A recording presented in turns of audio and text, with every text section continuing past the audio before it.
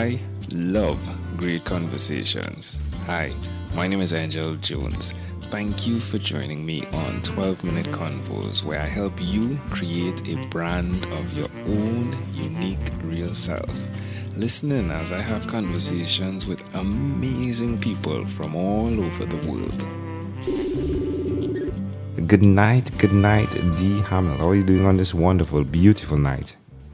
I am great. It's a crisp, clear evening, so I couldn't be better. That's wonderful. What part of the world are you in right now? I'm in Charleston, South Carolina, darling. Oh, there we go. And which of your talents is responsible for us connecting at this time?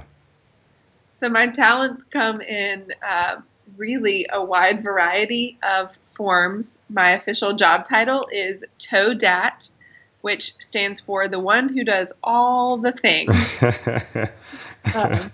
What does the DAT stand for? Oh, okay, sorry. The one who does all the things. All right. Yeah. So I manage operations and processes for a co-working space here in town, as well as just working with startups that are trying to get from point A to point B. So I help them with efficiency and overall just cutting the BS. Wow, that sounds like fun. How big is this co-working space?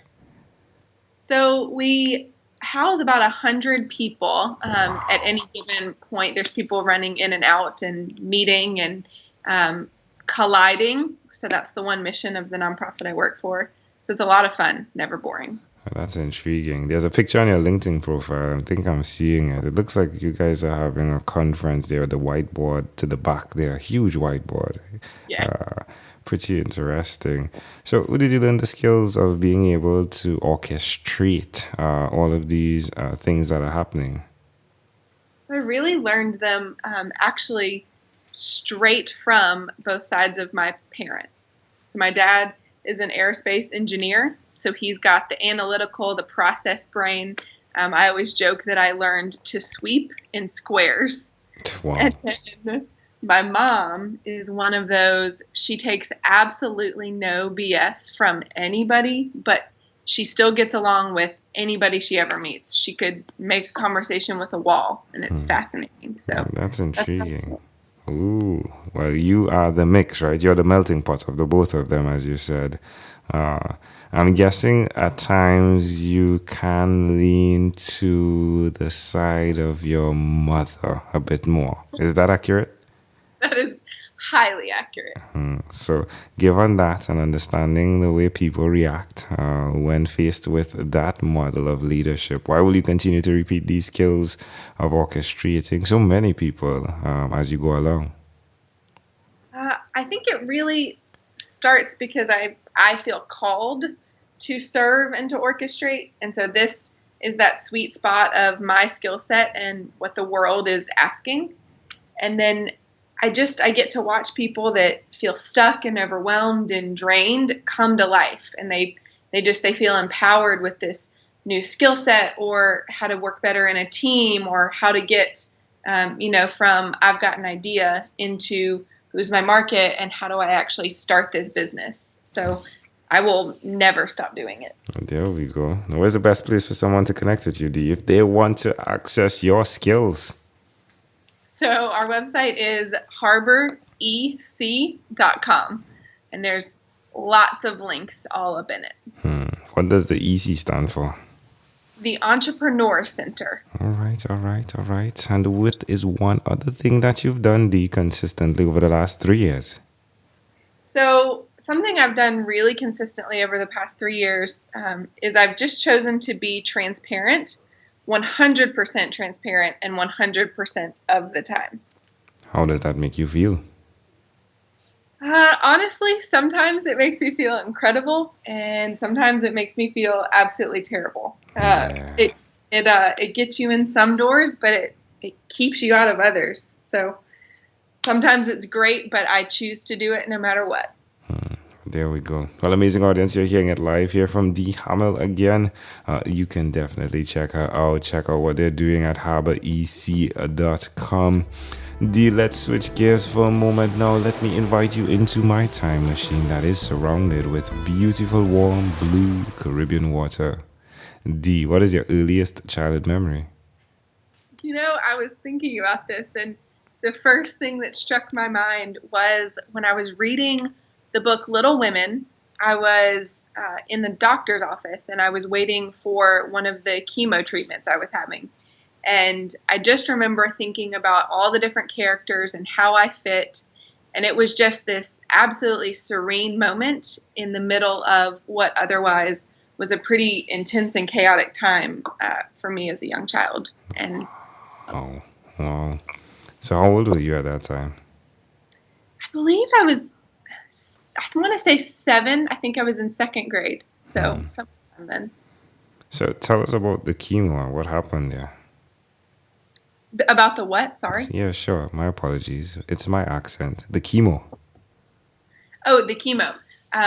So that is a very long story. The short version is my body decided to become resistant to treatment for something that was popping up on my body. So they had to find more intense ways of getting rid of it. And one of them was chemo. All right. So how do you see that memory connecting to who you are today?